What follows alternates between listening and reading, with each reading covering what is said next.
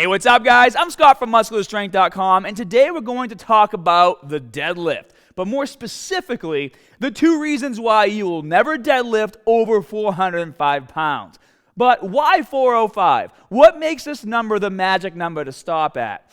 Well, guys, in my experience, even with horrible form, which includes excessive back rounding and a deflated core, the average person can lift about double their body weight over time. But then what happens is with each attempt, you are left with either a lot of pain in your lower back or the sensation of knowing how heavy the weight is and that you will never progress higher because without proper form, it just seems impossible to think that more weight can be added to the barbell. But before we get started with helping you lift heavier with less pain, if you're here because you want to hit a new PR on your deadlift, smash that like button right now and let's make it happen together. And if you do hit a PR, I want to see it down in the comment section below. All right, guys, so reason number 1 is that you have zero to little leg drive when performing a deadlift. And there's a lot of reasons why your leg drive could be lagging. We're going to go over 5 of the most common ones. Now, first things first, when you approach the deadlift, you need to already be in the mentality of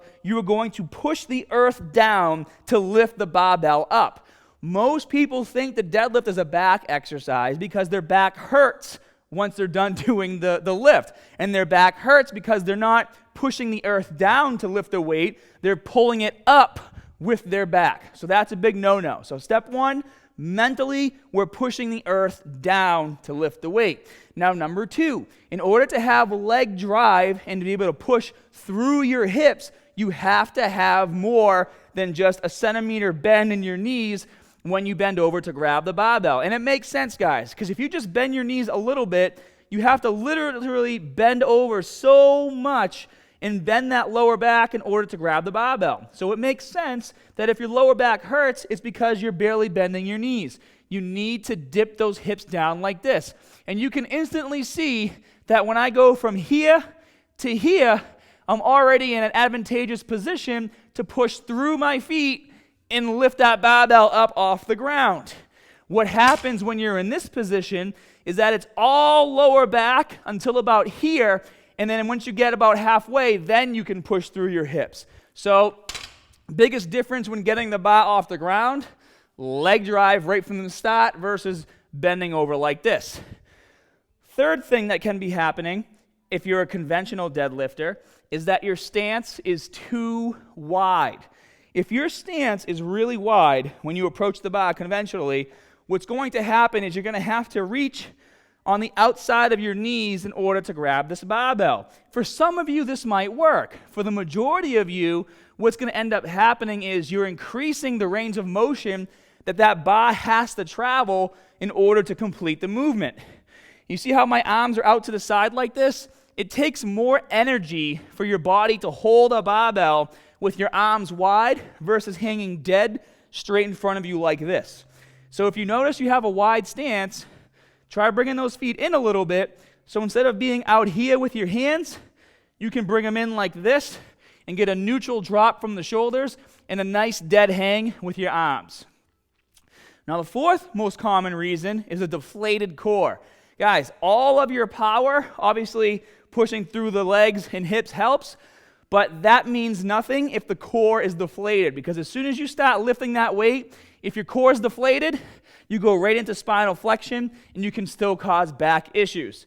When doing a deadlift, you need to take in a breath at the top of the movement, get down into position, push through, and either breathe out at the top and reset your breath, or hold your breath until you get to the top, come back down, and then reset your breath. So it varies depending on how much weight you're lifting, if you're going for a PR or what have you, but at the end of the day, it's not about drawing in as much breath as you possibly can. There's like a sweet spot. If you take in too much air, you might feel lightheaded and pass out. If you don't take in enough, your core is not going to be able to sustain the amount of weight you're lifting. And that's whether you have a belt on or not, okay? So take in breath.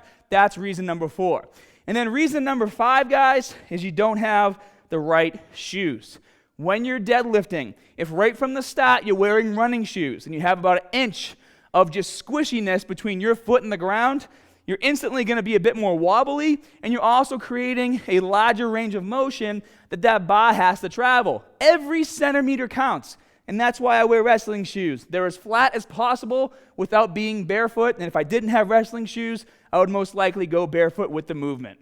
And now for the second reason, and chances are if you follow all the steps I just gave in reason 1 and you're still having a hard time with leg drive, it's because of this. You're not doing enough accessory glute and hamstring work in your workouts. And I don't mean start doing more leg curls and glute kickback, guys, okay? If anything, exercises that isolate the glutes and hamstrings individually are the number one reason why you don't have the ability to push through your legs and hips at the same time.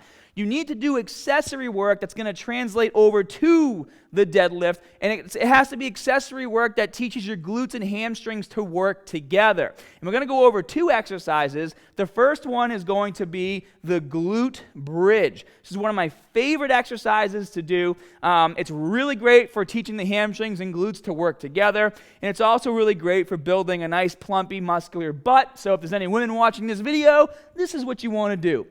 So guys, let's get into position real quick. Now, it's imperative with this exercise that you get hip hyperextension at the top of the movement and that you reset after every single repetition.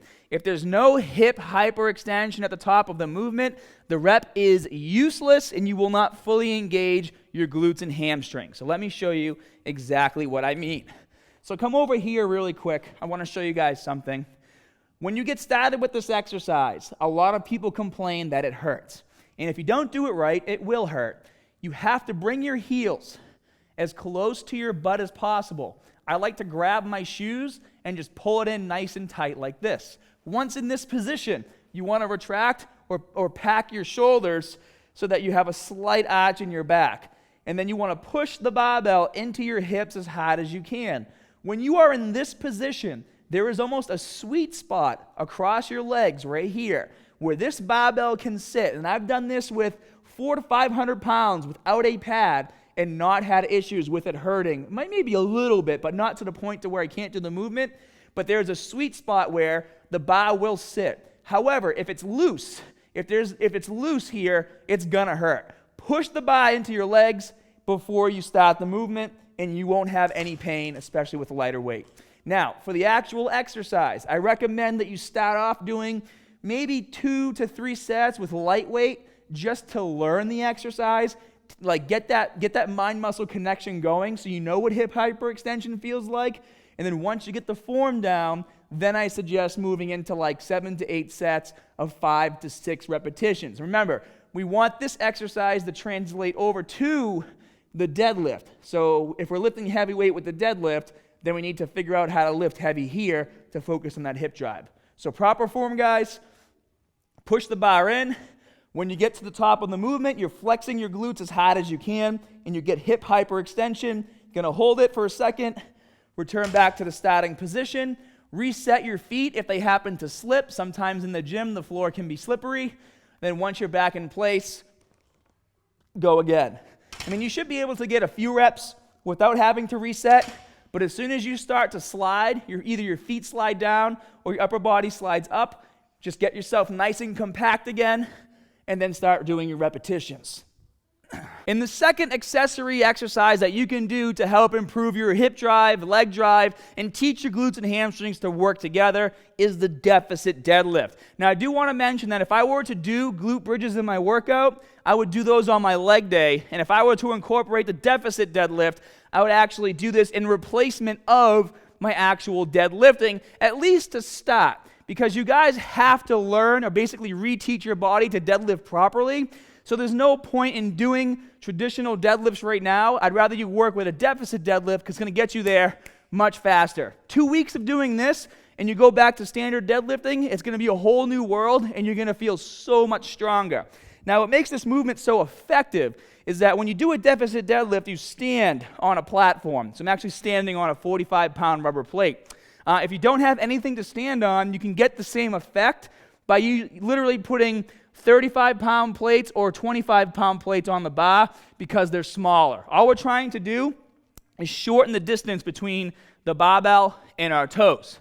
Then also, if you're standing on a plate like I am, or you're using the smaller plates, it doesn't matter. Make sure you're in the same exact position that you would be in if you were doing your regular deadlift. So my feet are in the same exact position. Then once I'm here, everything is the same. So you still want to follow all the same cues. Take in a breath, go down, keep those arms neutral, keep them by the side, get a nice tight grip, keep that chest up, and that's how you perform the movement. But there's one big difference here that's going to help those glutes and hamstrings fire at the same time to get more hip and leg drive. In order to get to this barbell, traditionally, I would be grabbing like this off the floor. But because I'm standing on a platform, I have to go a lot lower in order to get my hands around that barbell, which is going to force my hips to go lower, which is going to help improve not only my flexibility, but it's going to force me to push through my heels and fire my hamstrings and glutes a lot harder to get to the top of the movement. Then obviously when you get to the top, flex those glutes and return back to the starting position. Now if you were going to add this exercise to your workout, I would recommend doing 5 to 6 sets of 8 to 10 repetitions. And guys, this isn't a movement where you're trying to overload as much as possible. This is a form correction movement right now for you. Eventually, you might be able to overload with this exercise, but that's not how we're going to use it. We're going to be using this movement to correct your form, so don't go so heavy that you're not learning anything. Because if you load this up with a ton of weight, and you're still bending over like this to pull it up with your lower back, you're defeating the whole point of the movement. So drop the ego, lower the weight, and show me what you got on these deficit deadlifts. All right, guys, so now once you start implementing these tips, I guarantee that in 2 to 3 weeks, you will easily set a new PR. Just make sure that as you go through this adjustment period, that you drastically lower the weight on your current deadlifting sets and reps. This way, you can build a stronger mind-muscle connection while implementing these tips. Also, I have another video that dives much deeper into deadlift form to lift as heavy as possible, and you can check it out on the article section of my app, muscularstrength.com. So download the app, smash that like button, and if you're loving the content, why not click that notification bell so you never miss a new video upload from me. And as always, more good stuff coming soon. See you guys.